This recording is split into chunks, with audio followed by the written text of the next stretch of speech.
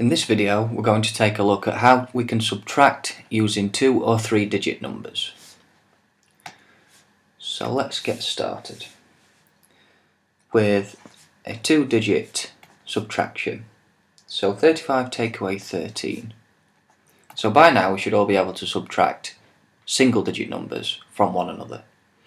Now what we're going to do in this subtraction is we're going to use the column method.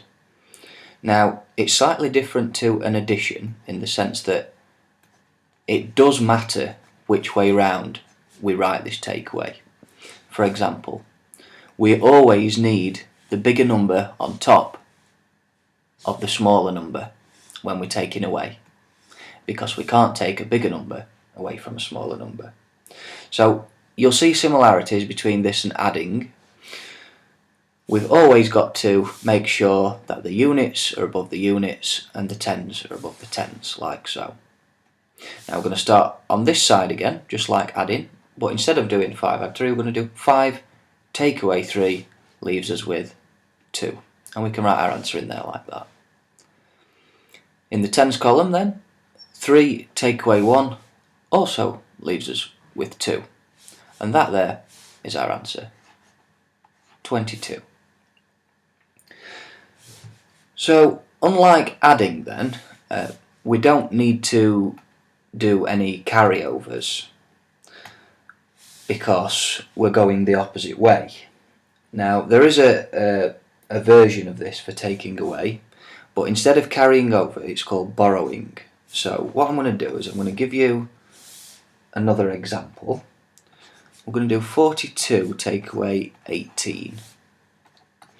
So in this example we're not going to do the taking away, but we're going to do the borrowing, and I'll write the word there so we start to remember that word. So we're going to do the same first step, which is to make sure that the bigger number is on top and we're taking away the smaller number, and that the units are in line with the units and the tens in line with the tens, and so on. Now in this one, if we ask ourselves 2 take away 8, well, we can't take 8 away from 2. 8's too big. So what we need to do is we need to borrow a 10 from this column.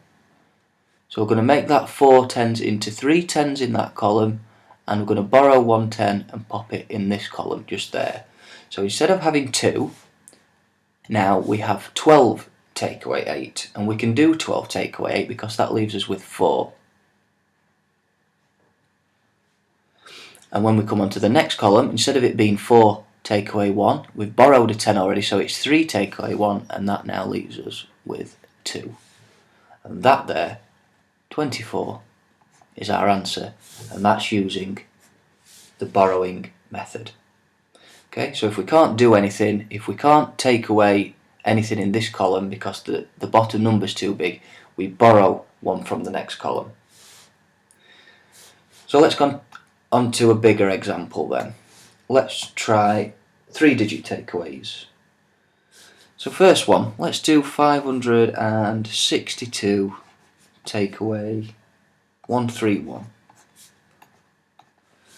So first step again, make sure everything's in the correct column and that the bigger number is on top. So it's 562 take away 131. Starting with the unit column, again for these examples I'm going to label them up. So the units are above the units. 2 take away 1 leaves us with 1. I'll do the answer in green, a bit more clear. 2 take away 1 leaves us with 1. 6 take away 3 leaves us with 3.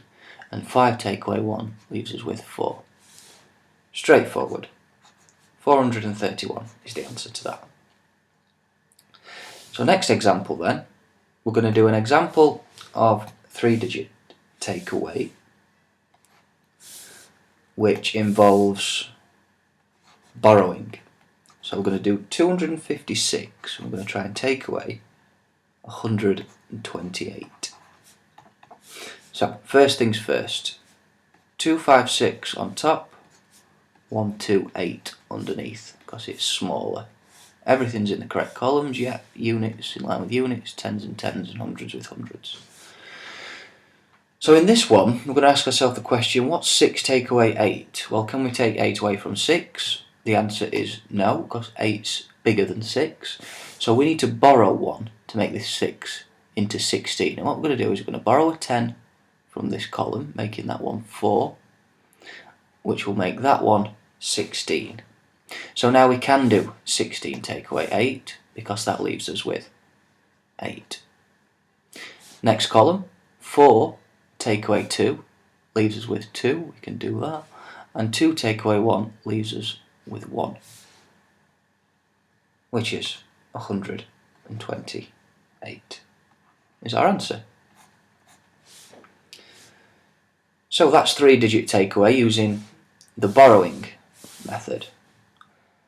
And I'm just going to show you one more example of how we may be asked to borrow, and that's usually the case when we have something that looks like this, around 100.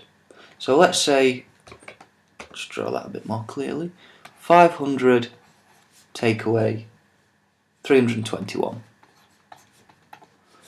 So the bigger number goes on top, which is 500, smaller number underneath, which is 321.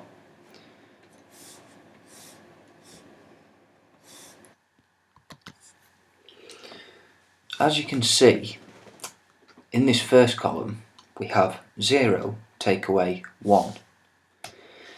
Now we can't take 1 away from 0 because 1's bigger than 0. So we need to borrow 1 from the next column. Now there isn't 1 in this next column, that's a 0 as well. So what we have to do, we have to look to the next column where we can possibly borrow 1 from, which is this 5.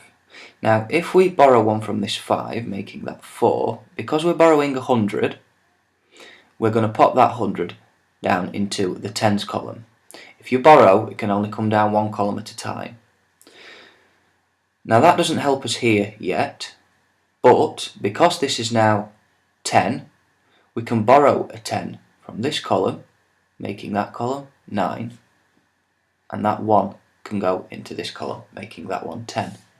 So now we can do this takeaway. We've got 10 take away 1 in this first column, which leaves us with 9. In this column we now have 9 take away 2, which leaves us with 7. And in this column we have 4 take away 3, which leaves us with 1. And that there is the correct answer, 179.